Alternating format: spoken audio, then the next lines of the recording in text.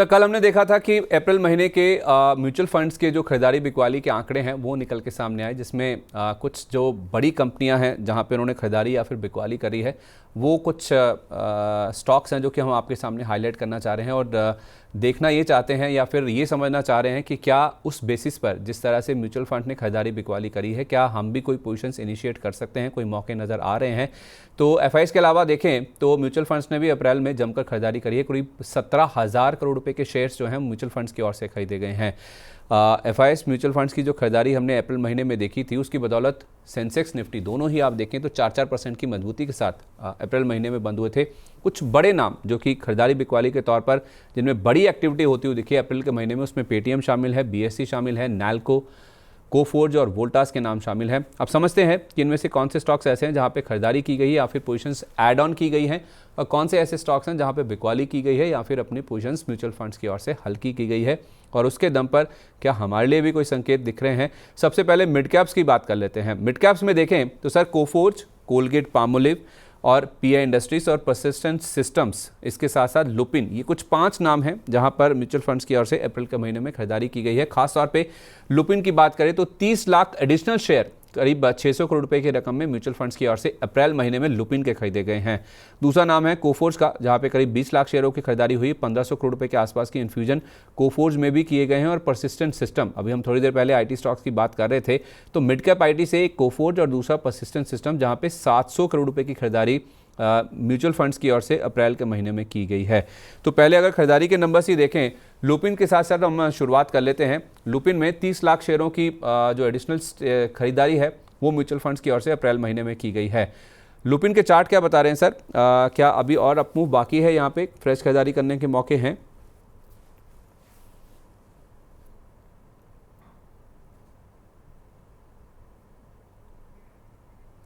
Sir मेरी आवाज़ सुन पा रहे हैं आप? हाँ, ये देखिए, जो लास्ट टाइम ब्रेकआउट आया था ना, ब्रेकआउट के बाद अभी सस्टेन नहीं हो पा रहा है। तो अभी एक बार 2100 के ऊपर जो क्लोजिंग देना बहुत ही इंपॉर्टेंट है। तो मुझे लगता है कि आज अगर 2100 के ऊपर क्लोजिंग देता है तो उस केस में यहाँ पे एक मोमेंटम हमें आते हुए दिखेंगे। और लगातार बहुत दिन से ही बहुत पिट गया है ऑलरेडी फार्मा काउंटर्स, तो इसमें से लुपिन भी एक काउंटर है। तो एक बार यहाँ पे 2100 के लिए वेट करना चाहिए। जैसे ही इसके ऊपर क्लोजिंग आएंगे तो उस टाइम पे हमें बाई करना सही रहेगा। तो क्या टारगेट आप देखते हैं उस केस में सर, अगर 2100 पार टू हो गया तो? वन डबल जीरो के ऊपर अगर चलता है तो उसके बाद मुझे लगता है कि 2130 पहला टारगेट होना चाहिए, सेकंड टारगेट होना चाहिए 2165। तो ये ट्रेडिंग पर्सपेक्टिव से रहेगा। 2165 के टारगेट के लिए अबव 2100 के ऊपर जैसे ही ब्रेकआउट आएंगे तो बाई करना बेटर रहेगा। Stop loss? स्टॉप लॉस इस केस में सर रहेगा 2064। 2064 का स्टॉप लॉस। 2100 पार होने पर आप लुपिन में पोजीशंस ऐड कीजिए। 2130, 2165 तक के लेवल्स देखने को मिल सकते हैं। अप्रैल महीने में म्यूचुअल फंड्स की ओर से बड़े पैमाने पर यहां पर शेयर खरीदे गए हैं। सर आईटी की बात हम कर रहे थे, इस लिस्ट में अगर आप देखेंगे तो आपको कोफोर्ज और जो परसिस्टेंट सिस्टम है वो भी नजर आएंगे। 20 लाख शेयर 1500 करोड़ में कोफोर्ज के खरीदे गए हैं, और परसिस्टेंट सिस्टम्स में भी करीब करीब 700 करोड़ रुपए के आसपास की खरीदारी म्यूचुअल फंड्स की ओर से की गई है। अगर सर किसी को रहना ही है, से फॉर एग्जांपल किसी को मिड कैप आईटी पसंद है, तो क्या कोफोर्ज और परसिस्टेंट अभी भी खरीदारी की जा सकती है या फिर लेट हो गया? नहीं नहीं सर, डेफिनेटली आप अभी भी बाई करके चल सकते हो, क्योंकि फ्रेश मैं यहाँ से 30% अपसाइड देखता हूँ। क्योंकि जो नीचे गिरा है आईटी इंडेक्स ओवरऑल, तो मुझे लगता है दोनों काउंटर ही अभी बढ़िया ट्रेड कर रहा है। अभी 8517 के आसपास चल रहा है कोफोर्स, एंड 5640 के ऊपर ब्रेकआउट आया था परसिस्टेंस में। तो मुझे लगता है दोनों काउंटर ही बढ़िया है, आप लेके चल सकते हो। लेकिन ये ट्रेड करने वाला स्टॉक नहीं है, आपको मिनिमम 3 से 4 महीने का एक पेशेंस रखना पड़ेगा। मतलब दोनों में आप कह रहे हैं कि 20 से 30% की अपसाइड, बशर्ते आप 3 से 4 महीने का व्यू लेते हैं तो। यस। ओके, परफेक्ट है। तो 3 से 4 महीने का व्यू लेके दोनों में फ्रेश खरीदारी कर लें सर, डिप्स का भी वेट ना करें। आप फ्रेश बाय भी आप करके चल सकते हो। ठीक है, परफेक्ट है। तो ये तो बात होगी उन मिड कैप सर शेयरों एक की जो कॉल कि, देना चाहता हूँ, एक काउंटर पे ब्रेकआउट आया है। Please please. Sir blue jet health care limited company है। अभी 830 832 के आसपास चल रहा है। देखिए, लगातार जो लास्ट 4 से 5 ट्रेडिंग सेशन है यहाँ पे बहुत तगड़ा ब्रेकआउट आने के बाद अभी सस्टेन भी कर रहा है। तो मुझे लगता है अभी 832 के आसपास चल रहा है। यहाँ पे लास्ट 10 मिनट में भी ब्रेकआउट आया है। तो जी। मुझे लगता है कि यहाँ पे आपको इमीडिएट लेवल पे बाई करके चलना चाहिए। आपका आज का दिन का टारगेट होगा 845 और सेकंड टारगेट होगा, अगर आप एक हफ्ते का टाइम देते हो तो 855 भी आने का हाई पॉसिबिलिटीज है। तो यहाँ पे बाई करके चलना है करंट सीएमपी से। इस केस में आपका स्टॉप लॉस भी आपको मेंटेन करना है, वो रहेगा 806 के आसपास आपका एक स्टॉप लॉस मेंटेन करना है, और 855 टारगेट के लिए आपको एक बार होल्ड करके जाना है। ओके, तो ब्लू जेट ये आप कह रहे हैं कि खरीदारी का रुझान बन रहा है। BLUEJET, अगर आप ये चार्ट दिखा सकें, मैं अपने सहयोगी से बोलूँगा पीसीआर टीम में कि ये स्टॉक अगर आप दिखा पाएँ तो 832 के आसपास सर कह रहे हैं कि आप ब्लू जेट को खरीदिए। यहाँ पे एक फ्रेश ब्रेकआउट होता हुआ दिखा है, यही चार्ट है, बिल्कुल सही कह रहे हैं आप। ब्लू जेट हेल्थ केयर 832 के आसपास खरीदिए और 845 855 के टारगेट हैं, और यहाँ पे जो स्टॉप लॉस आपका बनता है वो 806 रुपये के आसपास का बनता है। अभी थोड़ी देर पहले ही आपको मुथूट फाइनेंस इससे विपरीत बेचने की राय दी गई थी, और देखिए पहला टारगेट जो है वो मुथूट फाइनेंस का अचीव होता हुआ दिखा भी है। तो ब्लू जेट हेल्थ केयर एक फ्रेश ब्रेकआउट है, 8% हालांकि ऊपर है, लेकिन स्टॉप लॉस स्टिक लगा लीजिए 806 के आसपास का। 845 855 तक जाने की जो गुंजाइश है वो स्टॉक में नजर आ रही है। अब वापस अगर हॉट स्टॉक्स की ओर आए सर, तो हमने टॉप मिड कैप बाइस तो डिस्कस कर लिए, टॉप मिड कैप लूजर्स की बात करें या फिर जो सेल साइड्स के आइडियाज़ जो कि म्यूचुअल फंड्स की ओर से अपनाए गए, उसमें वोल्टास है, मैक्स हेल्थ केयर है, पेटीएम है, इन्फो एज और M&M फाइनेंशियल सर्विसेज हैं। वोल्टास में सबसे पहले अगर इसी की बात कर लें तो करीब 70 लाख शेयर 900 करोड़ रुपए में बेचे गए हैं। शेयर 15% से ज़्यादा टूटता हुआ भी दिखा है। तो वोल्टास के शेयर में सर जो बिकवाली हुई है म्यूचुअल फंड्स की ओर से और जो गिरावट हो चुकी है शेयर में, क्या इन लेवल्स पर आप लॉन्ग करने की राय देंगे? देखिए, मुझे लगता है कि अभी 1260 के आसपास चल रहा है, तो बेसिकली एक रेसिस्टेंस है। अब इस जोन पे मैं कंफर्टेबल नहीं हूँ बाई करने के लिए, तो मुझे लगता है एक बार वेट करके जाना बेटर रहेगा। 1230 से लेके 1240 कभी भी आता है, तो उस केस में आप एक बार बाई करके जाइए। फिलहाल आज डे के लिए भी मोमेंटम इतना हाई नहीं है, तो एक बार आज के लिए अवॉइड करके जाइए, इतना अभी मोमेंटम नहीं आएगा इस स्टॉक में। ठीक है, मतलब खरीदारी करने के लिए आप डिप्स का वेट कर लीजिए 1230 1240 के आसपास। 2 महीने से लगातार सर पेटीएम के शेयर में मंथली बेसिस पर बढ़त थी, और उसका फ़ायदा म्यूचुअल फंड्स ने लिया। अप्रैल के महीने में उन्होंने अपनी जो तेज़ी की पोजीशंस हैं उनको बनाया है। पेटीएम के शेयर में उन्होंने करी है मुनाफा वसूली। 1.2 crore share, almost 12 million share हैं जो कि ये म्यूचुअल फंड्स की ओर से बेचे गए हैं। 1000 करोड़ रुपए के आसपास की रकम में ये बेचे गए हैं। तो पेटीएम में सर म्यूचुअल फंड्स ने जो बिकवाली करी है उसका इम्पैक्ट हमने स्टॉक पर देखा भी है। स्टॉक हल्का हुआ भी हाई लेवल से। क्या इन लेवल्स पर अब खरीदारी करने के मौके हैं? देखिए, पेटीएम ने एक्चुअल में इस वैल्यूएशन के साथ कंफर्टेबल नहीं हूँ, क्योंकि लगातार देखिए बहुत टाइम से वही 900 का जोन, 950 का जोन, लोअर टाइम फ्रेम आप देखेंगे कि वही 700 का जोन, इसके अंदर ना फंसा हुआ है पेटीएम। तो बहुत सारे जो कंप्लाइंस प्रॉब्लम थे वो भी धीरे धीरे सॉल्व होता गया। रिसेंटली तो पेटीएम को सेबी से रिसर्च एनालिस्ट का लाइसेंस भी मिला है। तो बेसिकली मुझे लगता है कि ये एक लंबे रेस का घोड़ा होगा फ्यूचर में।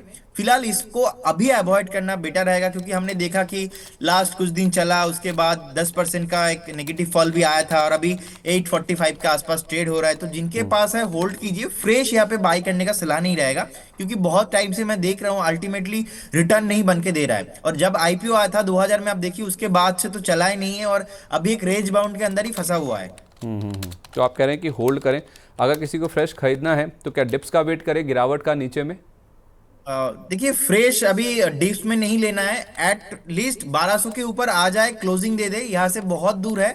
उसके बाद जाके ना आपको यहाँ पे एक नया जमाना खुल जाएगा, तो एक नया दौर स्टार्ट हो जाएगा पेटीएम का। लेकिन उससे पहले आपको क्या पता और भी 2 साल वेट करना पड़े। तो जहाँ पे पॉसिबिलिटीज बन रहा है वहां पे आप ट्रेड लीजिए। इस काउंटर को अभी फिलहाल अवॉइड करना बेटर रहेगा, as per the my understanding.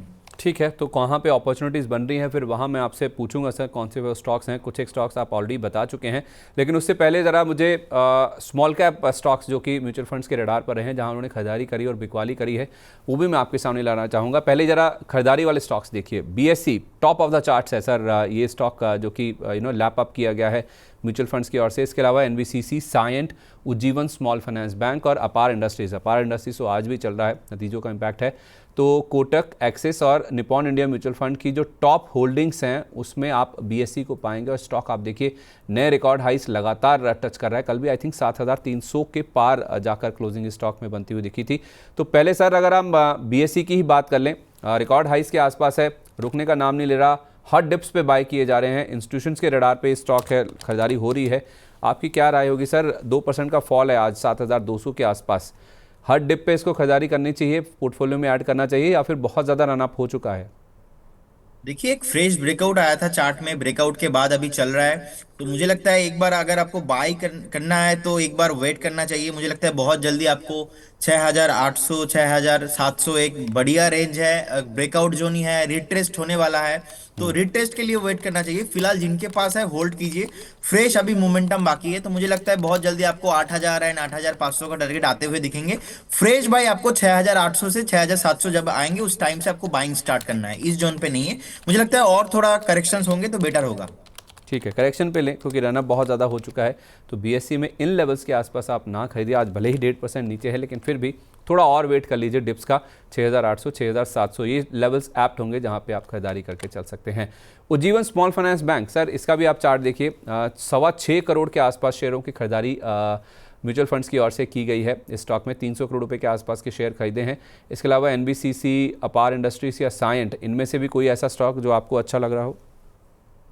Sir एक स्टॉक में ब्रेकआउट आया है, पहले मैं आपको बता दूं क्या? Please please. Sir KR rating limited, अभी देखिए 1575 1574 के आसपास चल रहा है। K R rating limited. सो मुझे लगता है यहाँ पे ना एक अभी ब्रेकआउट आया है, तो आज और नेक्स्ट 2-3 दिन चलने का हाई पॉसिबिलिटीज है। देखिए लगातार जब आईपीओ आया था, आईपीओ के बाद चला नहीं था, और मेरा बहुत ही फेमस स्ट्रैटेजी है आईपीओ हाई स्ट्रैटेजी। तो मुझे लगता है कि यहाँ पे ब्रेकआउट आया है। आपको एक एटलीस्ट 2 से 3 हफ्ते के लिए यहाँ पे लॉन्ग करना है। अगर आप 2 से 3 महीना होल्ड कर सकते हो तो उस केस में तो बहुत बढ़िया हो जाएगा। अभी आपको करंट सीएमपी के साथ बाई करके जाना है। तो मुझे लगता है इस केस में आपका पहला टारगेट आना चाहिए 1615 का, 1615। और सेकंड टारगेट आपको आएगा 1695 के आसपास।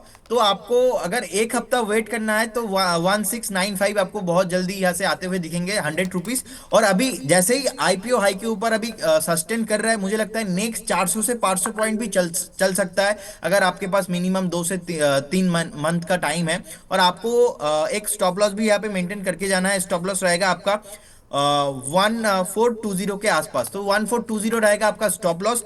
और मुझे लगता है इस काउंटर पे नेक्स्ट 2 से 3 महीना आप लॉन्ग करके जा सकते हो। और आज और कल में भी मिनिमम 70 से 80 पॉइंट का आप मूवमेंट आने का हाई पॉसिबिलिटीज है। अभी देखिए बात करते करते ऑल टाइम हाई पे भी आ गया, तो मुझे लगता है आज भी चलने का हाई पॉसिबिलिटीज है। 1572 पे बोला था, 1576 पे ऑलरेडी ये स्टॉक आ चुका है। तो इसको खरीदिए 1615 1695 तक के टारगेट्स के लिए।